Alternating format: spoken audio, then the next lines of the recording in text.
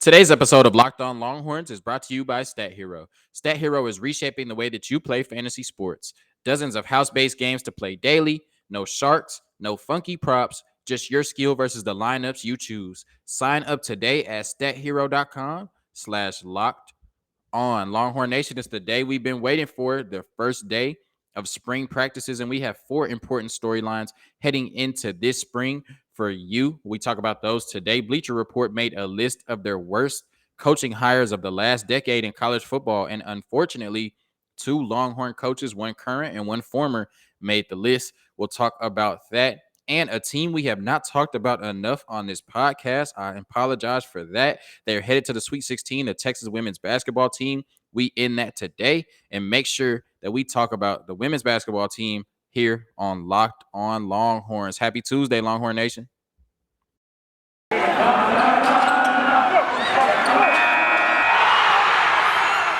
are Locked On Longhorns, your daily podcast on the Texas Longhorns. Part of the Locked On Podcast Network, your team every day.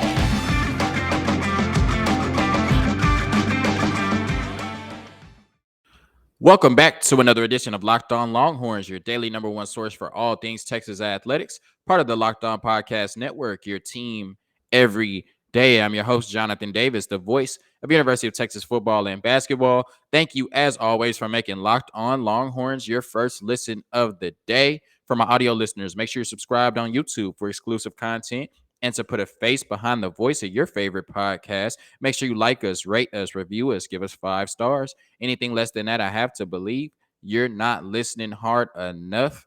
Longhorn Nation, y'all know how we do it on this podcast. Let's get right into it. So 24/7 Sports, Chip Brown, he's got the inside scoop, and he identified 4 key storylines for the Texas football team heading into the spring. Once again, the first day of spring practices starting for Sark in his second year today. And here are the four most important things to watch out for going into the spring. The first thing is who are going to be the leaders on this team. Where's the team leadership going to come from? We saw in 2021 that there was a lack of team leadership, and I think that affected the team a lot, especially when you saw some of the mental mistakes being made, when you saw some of the collapses in the second half. You really didn't have that one player to lean on or to galvanize the team and have that voice to follow and get through, the storm and those type of moments. And so you really need a leader to help you to be able to do that. And I think also what affects the leadership is if you don't have a stalwart at quarterback, whether you're bringing in 2 different quarterbacks like the Longhorns did last year, or you have a quarterback that the team just doesn't believe in, whether your quarterback is your best player or not. That's a leadership type position. It's kind of like point guard in basketball, and so when you have inconsistency at the quarterback position, you're going to have inconsistency with your team leadership. And I think we saw that last year, but hopefully that's something they can fix. They're looking to fix in 2022.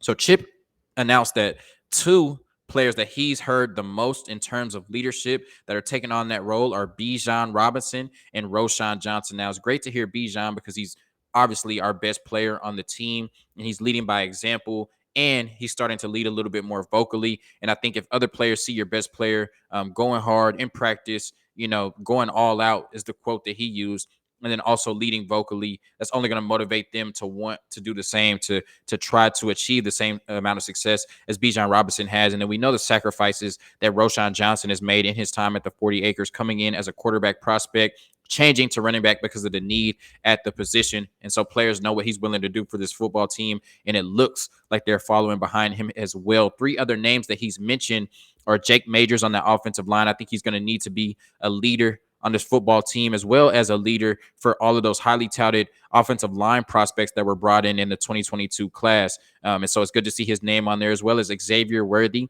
and Jordan Whittington, who are going to be really key in the receiver group this year. We know Xavier Worthy is one of the best receivers in the country, and Jordan Whittington is probably one of the biggest X factors in the country when he's on the field. He is a playmaker, so it's good to see them showing a leadership role as well. I'm interested to see once the quarterback battle continues to materialize and we maybe get more of an idea of who the starter is going to be. I know it's hard right now to see them emerge as a vocal leader, whether that's Hudson Card or Quinn Ewers. You definitely need your quarterback to be a leader or serve in some type of leadership role. And so hopefully when the starter is announced or we start to get a picture of who the starter will be, that player will show up as more of a leader as well. Second on the list is the linebacker spot. Now, this is a position that they weren't able to make a lot of adjustments to. They're largely returning the same players. They are still in the mix for transfer portal linebacker D. Ricky Wright out of Vanderbilt, but going into the spring, they don't have him, at least as of yet. And so you're looking at Agent Zero. Of course, you know that his spot is locked down. But at that middle linebacker spot, Luke Brockermeyer is still recovering from a torn ACL. And so that's going to open up a lot of time in the spring at that spot for Jalen Ford. And now, so they've identified that Jalen Ford and Devin Richardson are playing with a lot of confidence. They came into the spring with a lot of confidence, and they think those are two players that are going to have a really big spring this year, and ultimately it will translate on the field this fall. So if Jalen Ford, we saw what he was able to do in limited time last year, if he can come in this spring, take that confidence, translate it to having a really good spring, take over that middle linebacker spot, I think he has a chance to not only take it from Luke Brockermeyer, but really put a stranglehold on it, especially if Luke Brockermeyer is physically unable to compete at this point. So really look out for Jalen Ford this spring. And will he be that starting middle linebacker this season and the success he has at this position if Texas wants to have a much improved defense in 2022? Chip Brown also identified the transfers on this team, two transfers that he thinks are going to have an immediate impact. Of course, we think all four are going to have an immediate impact, especially if Quinn Ewers starts. But two that have jumped off the page already: wide receiver Isaiah Nair coming over from Wyoming. He had 878 yards last year, 12 touchdowns, averaged 20 yards a reception. And Wyoming only threw the ball 35% of the time. So given that he's going to get a lot more opportunities, he's going to have a lot more talent to take pressure off of him, players that defensive coordinators and defenses are going to have to focus on outside of Isaiah Nair. He's just going to get more targets and be in a better offense this year, I would hope. Look for him to explode in that wide receiver 2 spot and take pressure off Xavier Worthy. We saw last year was kind of Xavier Worthy and everybody else. I think Isaiah Nair steps right in as a bona fide wide receiver 2 and is going to give, every school we play, Louisiana Monroe, UTSA, Alabama, and then all of the Big 12 schools, a lot of problems on the defensive side, on defensive backfield. 6'3" corner transfer, Ryan Watts from Ohio State. He's jumping off the page as well. They really like what he's doing. And Chip Brown expects for him to make an immediate impact. We didn't know exactly who would be the starter opposite of Deshaun Jameson, assuming Deshaun Jameson comes back and starts on the outside as well. I figured it would be Ryan Watts. He has really good size, and it looks like he's been good so far. So look for him to continue to build on that in the spring and likely be a starting outside corner for the Texas Longhorns this year and shore up a defensive backfield that was pretty underwhelming last year. And speaking of defensive backs, one player that is not a transfer, but that is a newcomer, and Chip Brown expects to have an immediate impact. 4-star cornerback, number 82, 82nd prospect in the country, Terrence Brooks out of Little Elm, Texas. Now, they're saying that they plan on him having an immediate impact, and he looks really good so far. He's enrolled early, so look for him to have a good spring, play really well in the spring game, and he's going to get a lot of playing time early, and that makes it interesting in that defensive backfield if you have a true freshman coming in that's going to be taking snaps away from some of the more experienced players. But they're saying they're liking what they see from him in the spring, and so expect for him to continue to build on that and have a lot of playing time early on in the fall as a true freshman. It's one of the benefits to enrolling early. You can come in, show off that skill set, and get some playing time right away. And then at the safety spot, this is really important. And one scout mentioned that Anthony Cook, who's transferring to the safety spot, one scout mentioned that this will be one of the most important storylines in the spring. I guess that's why it's on this list.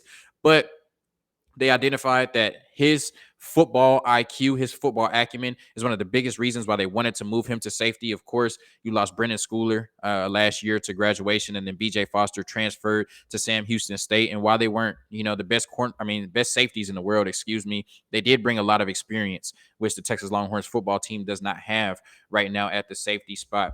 The coaching staff is hoping that his IQ will be able to, with his IQ, he'll be able to process pre-snap information really quickly and be able to relay calls if they need to be changed to, the secondary. They highlighted that, BJ Foster was really good if you had a specific call for him. But when you had to diagnose things, when he had to diagnose things on his own or change a call at times, it was hit or miss.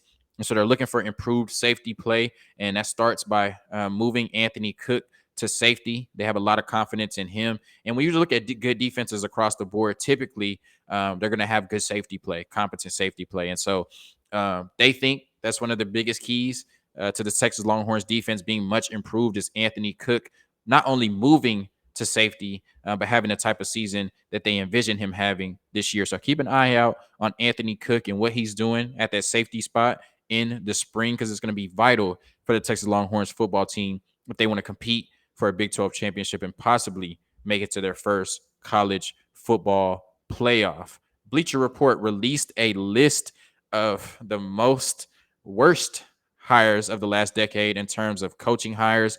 Once again, one former Longhorn made the list, one current Longhorn coach made the list. We get into that after a word from StatHero. I love March Madness, but I haven't been making any money on these brackets. StatHero's NCAA single game pick'ems pits the star players against each other in an amazing hybrid between fantasy and sports gambling. Take control back from those handicappers that always seem to have the advantage. Start focusing on the players you know best with a gameplay that doesn't rely on big spreads, long odds, or funky props. StatHero gives you the advantage, resulting in their gamers winning 4 times more often. Why? Because StatHero eliminates the mystery about who or what you are going up against. In addition to their pick'em games, they also have dozens of lineups you can come through to take on head-to-head. They simply post sets of players for you to take on with the set of players you choose. StatHero is the easiest and fastest way to get your sports action fix. Sign up for free right now at stathero.com/lockedon and use promo code LOCKEDON for a 100% deposit match. Once again, that's stathero.com/lockedon, promo code LOCKEDON for a 100% match. Terms and conditions apply. Bleacher Report released their list of the worst coaching hires over the last decade, and it pained me to see a former Longhorns head coach on that list, and it pained me to see a current Longhorn coach on that list. But I can't say I necessarily disagree with either one of those. So here we go, and you can tell me if you disagree or what you think. So the first one is my boy Charlie Strong. And so he had the tough task of having to replace a Hall of Fame coach, a national championship winning coach at the 40 acres in Mac Brown. And Charlie Strong, he came from Louisville, where he was dominant there, had a 37-16 record, really did some really good things at that program. And we were hoping everybody associated with the University of Texas, staff, players, coaches, fans, everybody, boosters, that he would be able to come in and have similar success at the University of Texas. But as we all know, it did not shake out that way. So in his first season, he went 6-6, and they lost to Arkansas in a bowl game. So he went 6-7 in his first season, and who knew that would be his best season at the 40 acres. His second year, he did beat Oklahoma in 2015 in the Red River rivalry, but that was the lone highlight of that season. Really, they lost to Iowa State 24-0, and they finished 5-7. Comes back the next year in the first game, they beat Notre Dame in overtime. Things looked like they may be trending towards the right direction for Charlie Strong and the Texas Longhorns football program, but as we saw, that did not happen, and things got worse that year than they ever had. We lost to the Kansas Jayhawks in football for the first time since 1938. Once again, in Charlie Strong's last year, this was really the nail in the coffin for him to get fired. They lost to the Kansas Jayhawks in football for the first time since 1938. Yeah, I'm sorry. They had to get rid of Charlie after that one. I get that. I love Charlie, but Kansas, 1938. Anyways, he finished 16-21 at his time at the University of Texas. They allowed him to coach the last game at TCU. They got blown out 31-9. So it just ended badly there. And we didn't get the results that we hoped from Charlie Strong taking over Mac Brown. So let me know what you think. Was Charlie Strong one of the worst coaching hires of the last decade? I think if you're, super invested in Texas Longhorns football, you probably think he is. Still tough to see him on that list. Tough to see anybody associated with UT on that list. But, we haven't been UT, for the last 10 years. So it makes sense. And then current Longhorn head coach Steve Sarkisian was also listed. Now, he was an honorable mention. I got to throw that in. He wasn't just one of the worst. He was just worst coaching hires of the last decade. At his time at University of Southern Carolina, not Carolina, California, USC, and probably listed for some other reasons, but we'll get into that. So he went 9-4 in 2014, went 8-4, and then won a bowl game. And like maybe Charlie Strong's first season, even though it wasn't as good as Sark's, they're hoping that he could bounce back and build on that in his second year. So his second year, he started off 3-2 in 2015, and then he was asked to take a leave of absence by University of Southern California, USC, and then was fired the next day. And so we found out since then that there were a lot of issues going on with Sark at that time. Players and coaches at Washington and USC both cited heavy alcohol use, including heavy alcohol use while on duty as the head coach of both of those programs.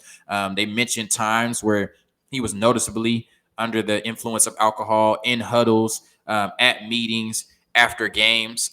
Even talked about how, one time after a win at USC, he drank a whole bottle of tequila. So it looked like Sark used to get down a little bit. But on a serious note, they just deemed that he needed professional help, and that the alcohol had gotten out of hand. They said there was times where he was dealing with the players and his eyes were noticeably not looking right, and he just was really emotional and it seemed to be going through a lot. And so they felt as though that it was best for him to focus on himself and seek professional help rather than be coaching the USC Trojans. And so after 5 games that season, he was fired. Clay Helton came in as the interim coach, ultimately won the job after that season and continued to coach at USC before he was replaced. But so Sark was listed as one of the worst hires of the decade.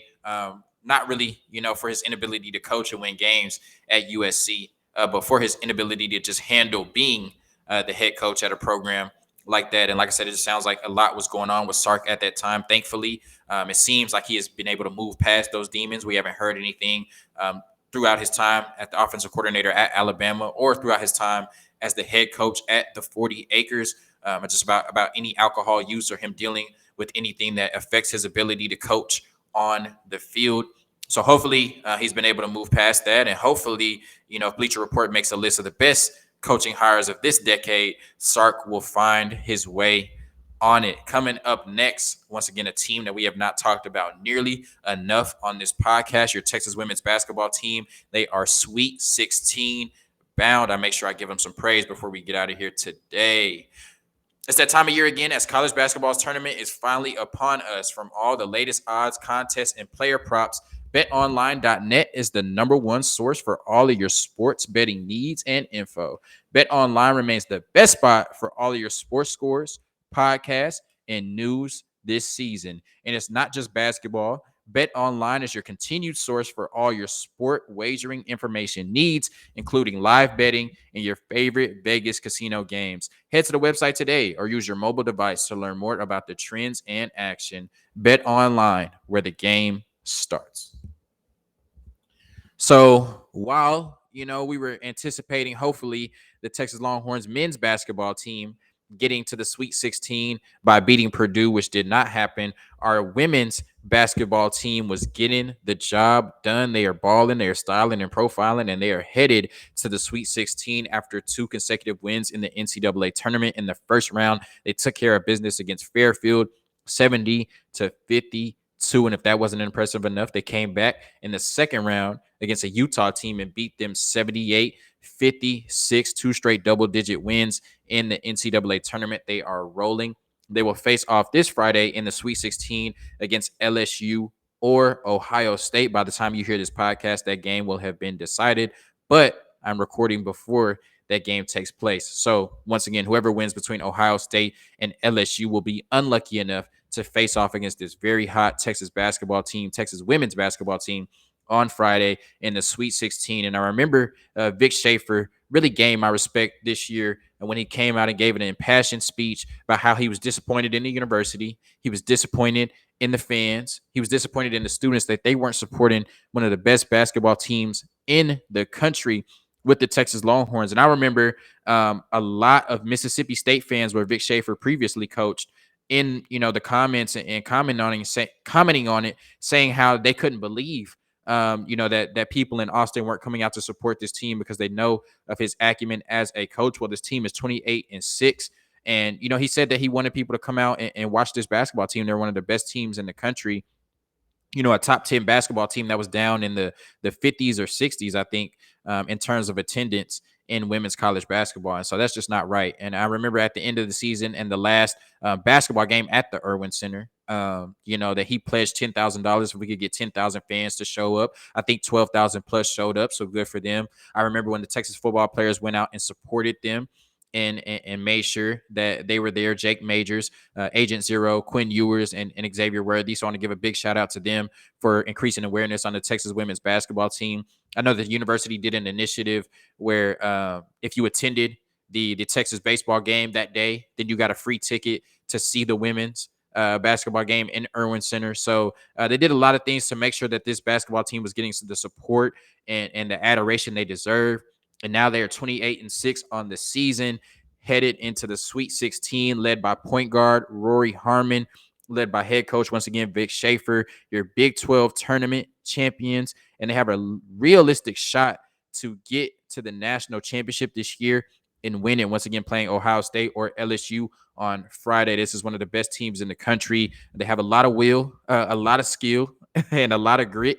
They're well coached. And they're really well balanced on offense and defense. And so, I apologize. That's my fault. This is a team that we haven't talked about nearly enough on this podcast. So make sure you're going out and supporting your Texas women's basketball team. I will be highlighting the remainder of their journey in the NCAA tournament as they hopefully bring another championship back to the 40 acres. So make sure we're supporting our women's basketball team. Make sure we continue to support our Texas baseball team as they have rebounded from a rough patch where they went 2-5 over a 7-game stretch. They are 4-0 since then.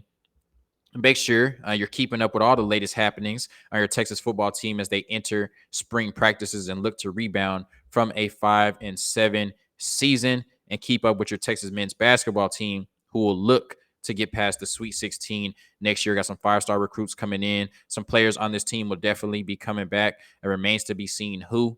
But Coach Beard, Chris Beard, is going to do some really good things for this Texas Longhorns basketball team. Longhorn Nation, thank you so much for tapping into a Tuesday edition of Locked On Longhorns, your daily number one source for all things Texas athletics. Of course, part of the Locked On Podcast Network, your team every day. Peace.